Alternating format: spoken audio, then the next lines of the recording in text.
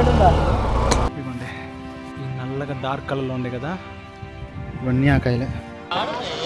నీట్గా మంచి చక్కటి పసుపుర ఉప్మా అండ్ కారపొడి వేశారు. ఎక్కడ స్లిప్ అయిపడిపోతాం కూడా అర్థం అట్లా. స్లిప్ అయ్యామంటే జారితే ఎంత దూరం వెళ్తాం బ్రో నుంచి.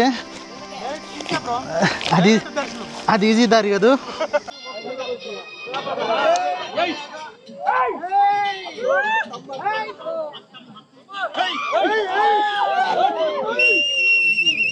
శివుడి కోపమే రూపమైన వాడు పాపపు కాలుష్యాన్ని పటాపంచలు చేసేవాడు. పాలంకలో పడుకున్న బలగాల దైవం, పరిత్రాణానికి వెలిసే ఆ శివస్వరూపం.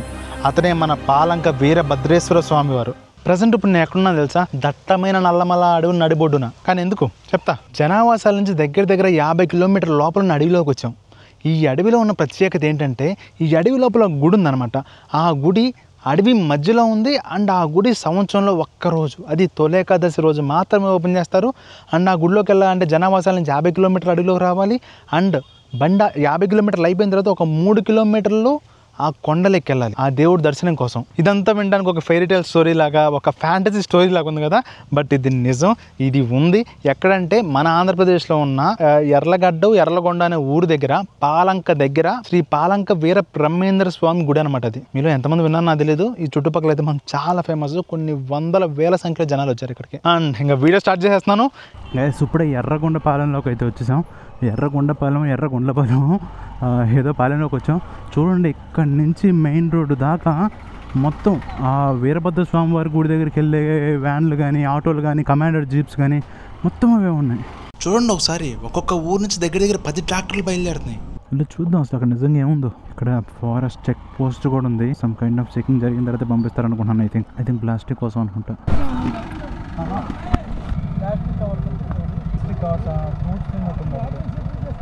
సరే ఒక పని చేయండి, అందులో పడేసేయండి. అయితే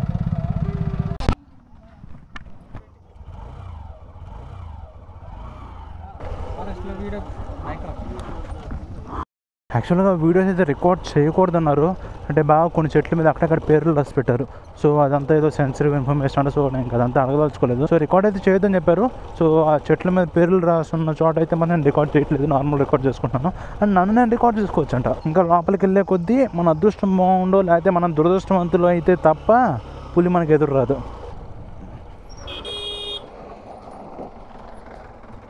సారీ అరే చూసుకోలేదు, మందే తప్పు. Really big mistake.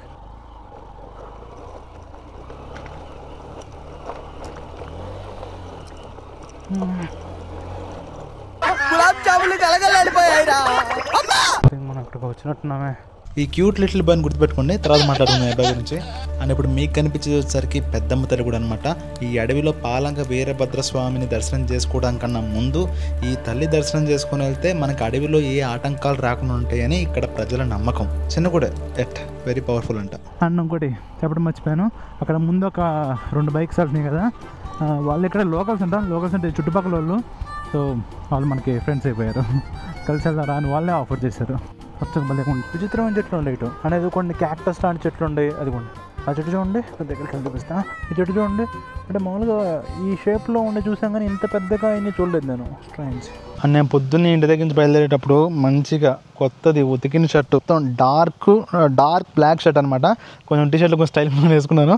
బట్ మొత్తం అంతా ఘాట్ రోడ్ కదా చూడండి, అంతా ఈ వైట్కి కనిపించేది, కొంచెం ఈ డస్ట్ కలర్లో కనిపించేది అంతా ప్యూర్ నల్లమల అడవుల డస్ట్. ఇది రిచ్ నేవీ బ్లూ కలర్ అనమాట. ఈ షూస్ వచ్చేసరికి ash colour and orange colour. నాకైతే ఆరెంజ్ కలర్ ఎక్కడెక్కడ లైట్గా కనపడుతుంది. నా వాచ్ చూడండి, టైం కూడా కనిపించలేదు, అంత దుమ్ము ఉంది. అండ్ నా బైక్ ఇదంతా ఉంది కదా, ఇదంతా దుమ్ము, ఇదంతా ప్యూర్ దుమ్ము అనమాట. సో అంత దుమ్ములో పోయి ట్రావెల్ చేశా. ఎందుకు ఇదంతా? నేత్రానందం, నాకు మీకు ఇద్దరికి మ్యూచువల్ సాటిస్ఫాక్షన్. అండ్ రీసెంట్గా నేను ఒక వీడియో పెట్టాను, జానకాయల గురించి ఒక షార్ట్ పెట్టాను. అది ఎక్కడో ఒక కుర్రోడు అమ్ముతుంటే కొనుక్కున్నాం కానీ, బట్ ఇక్కడ నాకు ఫ్రెష్ జానకాయ తోటలో చాలా బొచ్చడి చెట్లు ఉండే. ఈ కనిపించే చిన్న చెట్లు మొత్తం బ్రో ఏం చెట్టు అది? ఏం కాయ? అది జానకాయ. కనిపించే బొడ్డు చెట్లు మొత్తం జానకాయ చెట్లు అంట. 4 కోసుకొని నాడే. ఇదిగోండి ఈ నల్లగా డార్క్ కలర్లో ఉండే కదా, ఇవన్నీ ఆ కాయలే.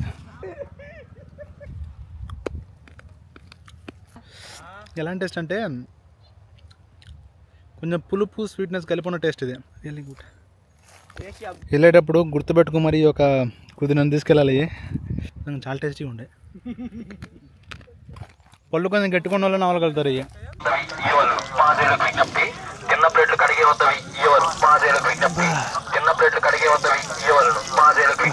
ఇక్కడికి బాగా చాలాసేపు ట్రావెల్ చేసిన భక్తుల కోసం ఇక్కడ మంచిగా ఫుడ్ కూడా అరేంజ్ చేసి పెట్టారు.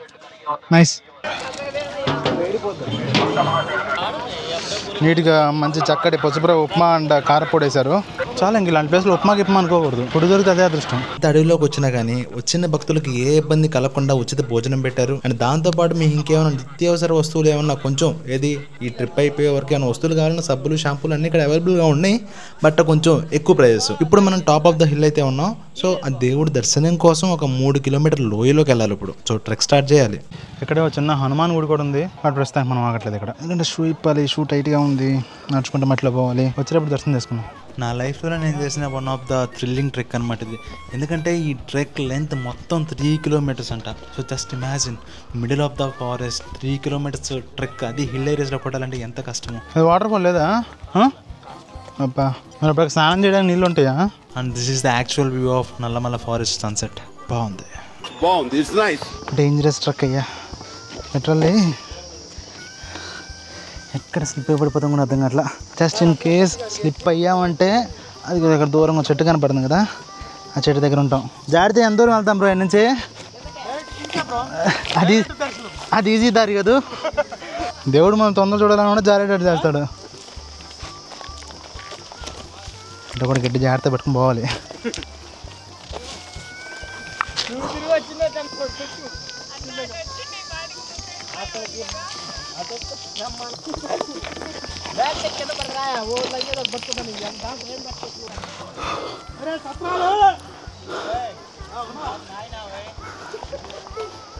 ఏదో నేచరిస్టిక్ ప్లేస్, ఇంత ట్రెక్కింగ్ ఉంది, ఎవరు రాలే అనుకుంటే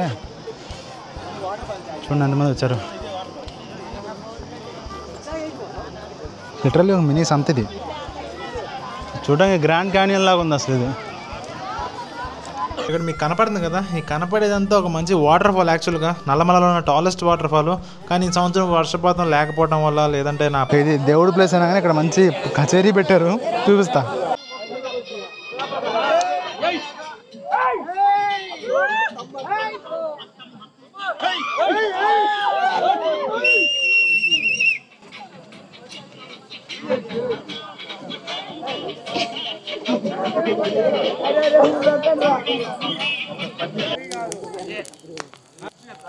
ఫైనల్లీ అక్కడ క్యాంప్ ఫైర్. ఇందాక ఒక క్యూట్ లిటిల్ మెన్ గుర్తుపెట్టుకోమని చెప్పాం కదా. సో వాళ్ళు ఒక గ్రూప్ ఆఫ్ 4 పర్సన్స్ వచ్చారు. సో వాళ్ళు మంచి ఫ్రెండ్స్ అయ్యారు వెరీ షార్ట్ టైంలోనే. బట్ వాళ్ళ పేర్లు నాకు ఇంకా తెలియదు, నా పేరు కూడా తెలియదు. బట్ ఫ్రెండ్స్ అయిపోయాం. సో ట్రిప్కి నేను ఒక్కనే వచ్చాను కాబట్టి నేను ఎక్కువ ఫుడ్ అయితే క్యారీ చేయలేదు. జస్ట్ ఒక 2 యాపిల్స్ అండ్ ఒక 1 బనానా, ఒక 2 బత్తాకాయలు తీసుకొని వచ్చాను. బట్ ఇక్కడ వీళ్ళు ఫుడ్ చాలా తెచ్చుకున్నారు. చపాతీలు, పచ్చళ్ళు, మందు బాటిల్ అన్ని తెచ్చుకున్నారు. So they offered me tomato పచ్చడి.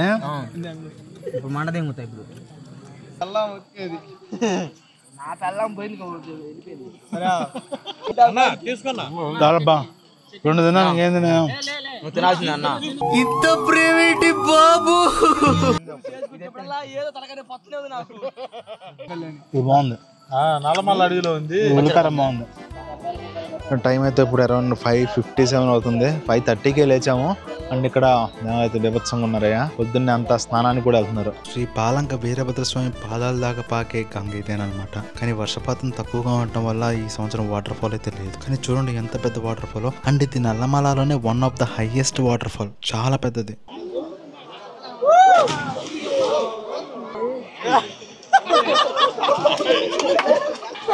డ్రైవర్ అయితే అంత లూసుకుందాడు.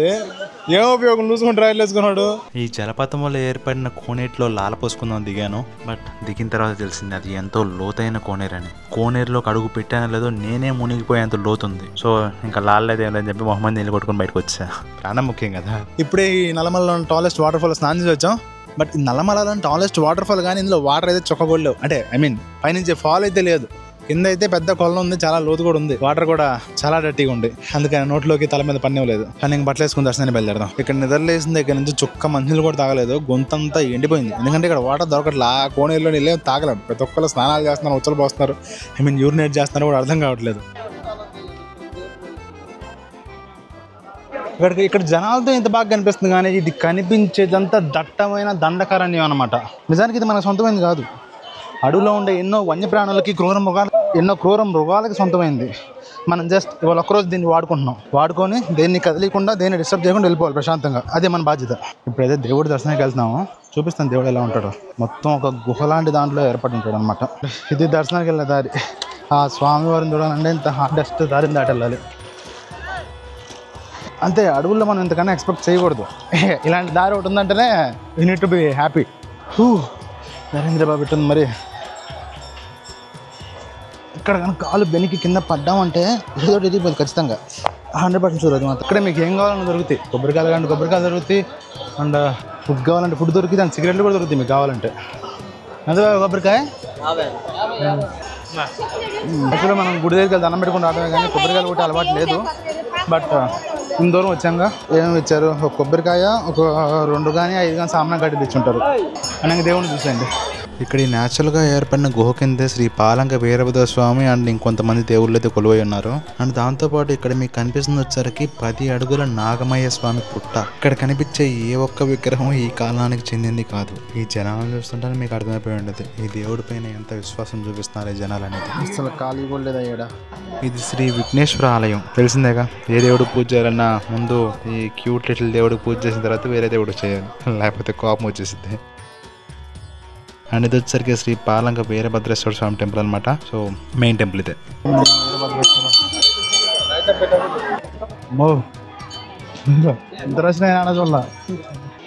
ఇక్కడ నాకు కొంచెం విచిత్రంగా అనిపించింది ఏంటంటే ఇక్కడ శ్రీ పంచముఖ బ్రహ్మదేవుడి విగ్రహ పూజ కూడా జరుగుతుంది. నాకు తెలిసిన పురాణాల ప్రకారం ఏదో బ్రహ్మదేవుడు విగ్రహ పూజ జరగకూడదని ఏదో శాపం ఉందని అంటారు. బట్ ఇక్కడైతే ఉంది. మరి ఇక్కడ పాలంకలో ఇంకా మగదేవుల డామినేషన్ ఎక్కువైపోయిందని చెప్పేసి శ్రీ మహిషాసురమర్దిని అమ్మవారి టెంపుల్ కూడా పెట్టారు. ఇక్కడ మీకు కనిపించే ఈ ధ్వజస్తంభం కూడా కంప్లీట్గా ఈ అడవుల్లో ఉన్న చెట్లతో చేసిన ధ్వజస్తంభం అంట. గుడి దగ్గర ఒక వింత ఆచారం ఉంది. ఆ ఆచారం గురించి మాట్లాడాలి. ఆ ఆచారం ఏంటంటే ఈ పాలంక వీరభద్ర స్వామి గుడి దగ్గర ఉన్న గుహపై నుంచి చిన్నగా వాటర్ డ్రాప్లెట్స్ పడుతూ ఉంటాయి.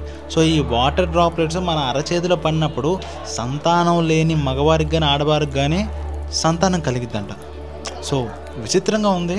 బట్ నేను నమ్మకపోవడం పక్కన పెడితే ఇక్కడ చాలామంది దాన్ని నిజమని నమ్ముతున్నారు. ఇప్పుడు ఒకసారి ఒక కప్పు కాఫీ రేట్ ఎంత కనుక్కుందాం. నా టీ ఎంత? 10 రూపాయలు. అదే నీళ్ళ టీయో పాలు టీయో తెలియదు. అది ఆ టీ ఒక్కటే నాకు రీజనబుల్గా అనిపించింది ఇక్కడ రేటు. మిగతా అన్ని బేబత్సంగా ఉండే. 20 రూపీస్ వాటర్ బాటిల్, 50 రూపీస్. ఇక్కడ కొబ్బరికాయ 50 రూపాయలు చిన్నకాయ. ఇక్కడ బ్రేక్ఫాస్ట్ అయితే మనకేం దొరకలేదు. ఇక్కడ ఉగ్గాని బజ్జీ ఒకటి దొరికింది, టేస్ట్ చూద్దాం. ఇక్కడ ఎంత నా ప్లేట్ ఎంత? బజ్జీ ఒకటే పెడతారా? పక్కన నేను కారం పొడి. వచ్చేసాం. దర్శనం అయిపోయిందా, జనావాసంలోకి వచ్చాం. మన స్పాట్కి వెళ్ళిపోయి కొంచెం ఏమన్నా ఈ ఉగ్గాని బజ్జీ ఏమన్నా తినేసి కొండెక్కే కార్యక్రమం పెట్టుకుందాం. ఇక్కడ ఉగ్గాని బజ్జీ తీసుకున్నాం. ప్లేట్ 50 రూపాయలు ఛార్జ్ చేశారు. ఈ చిన్న పొట్లానికి, ఈ చిన్న పొట్లానికి 50 రూపాయలు ఛార్జ్ చేశారు. టేస్ట్ చూద్దాం.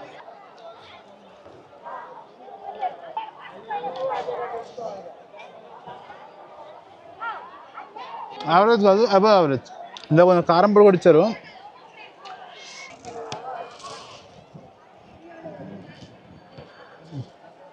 ఇంతకన్నా హెవీ కదిన్నామంటే కొండెక్కలేం. మన ఆయన ఎప్పుడు పడుతున్నా అర్థం కావట్లా. సో ఇంకా దర్శనం అయితే అయిపోయింది. అంతా లైట్ టిఫిన్స్ చేయడం కూడా అయిపోయింది. నేను జేబులో ఒక యాపిల్ కాయ వేసుకొని వస్తున్నాను. కొంచెం దారిలో కొండ మీద ఆకలి అవుతామని. ఇప్పుడు దగ్గర ఒక 3 కిలోమీటర్స్ కొండ నేను దిగాం కదా, ఇప్పుడు అది ఎక్కాలి. And the hardest part is water లేవు. అసలు ఒక్క వాటర్ కూడా లేవు. అసలు పైకి ఎక్కితేనే ఉంటాయి. ఇంక ఈ దారిలో ఏమన్నా గొంతు ఎండిపోయిందంటే అల్లా అక్బర్. మొదలైంది ట్రెక్కింగ్. రాత్రి హాయిగా దిగారు. ఇప్పుడు పైకి వెళ్ళేటప్పుడు అర్థమైంది ఒక్కరికి. ఒకవేళ నిజంగా వాటర్ ఫాల్ చూడాలంటే అక్కడ దూరంగా ఒక చిన్న సెలయేరులాగా పడుతుంది. కనిపించినటువంటిది కనిపిస్తే అదృష్టవంతులు. ఇంకా సొంగకొండ కూడా అవ్వలేదు. దాదాపు అంత రొప్పి వచ్చేసింది అందరికి. ఎంత మీ వయసు? 63కి ఎక్కుతున్నారా? 30 ఏళ్ళు ఎక్కలేకపోతున్నారు కొంతమంది. 63 సంవత్సరాలంట. నేను ఇంకా పెద్దవాళ్ళని కూడా చూశాను. 80, ఒక 70 సంవత్సరాలు. ఈ ఏజ్లో కూడా ఎక్కుతున్నారంటే ఒకటి శివుడి మీద భక్తి, రెండోది ఆ వీరభద్రుడు దర్శనం చేసుకోవాలని సంకల్పం. ఒక్కసారి మాట్లాడలేదు యాక్చువల్గా. ఒకసారి ఆ స్వామి దర్శనం కోసం ముందడికి వేస్తే చాలు, ఆయన ఈడ్చుకెళ్తారు మనల్ని. రొప్పు అలసట ఏం గుర్తురానివాడు.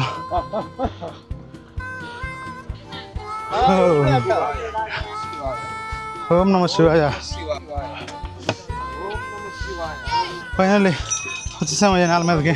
1 అవర్ కూడా ట్రెక్కింగ్. ఎంతసేపు అవుతుంది వచ్చి?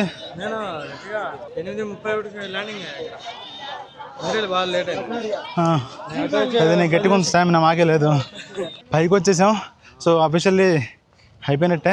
ఇక్కడ మీకు కావాలంటే అన్నీ దొరుకుతాయి. ఫుడ్ దొరుకుతాయి, వాటర్ దొరుకుతాయి, అండ్ ఆ తర్వాత ఇంకేమైనా స్నాక్స్ కావాలన్నా పల్లీలు అన్ని స్నాక్స్ అన్నీ దొరుకుతాయి. కానీ but everything is highly costly. Water bottle 50 రూపాయలు, పల్లీలు 40 రూపాయలు, ఇంకా ఇడ్లీ ఒక ప్లేట్ 60 చెప్పాడు. ఒక ప్లేట్లో 3 ఇడ్లీ అంట. అంటే లిటరల్లీ ఒక్కొక్క ఇడ్లీ 20 రూపాయలు. చట్నీ ఏమన్నా ఇట్లా మళ్ళీ అందులో. Better to carry our own food. అయితే ఫుడ్ క్యారీ చేసినప్పుడు ఏమైందంటే వెయిట్ ఉంటుంది కదా, కొండకి దిగేటప్పుడు ఎక్కేటప్పుడు ఇబ్బంది పడతాం.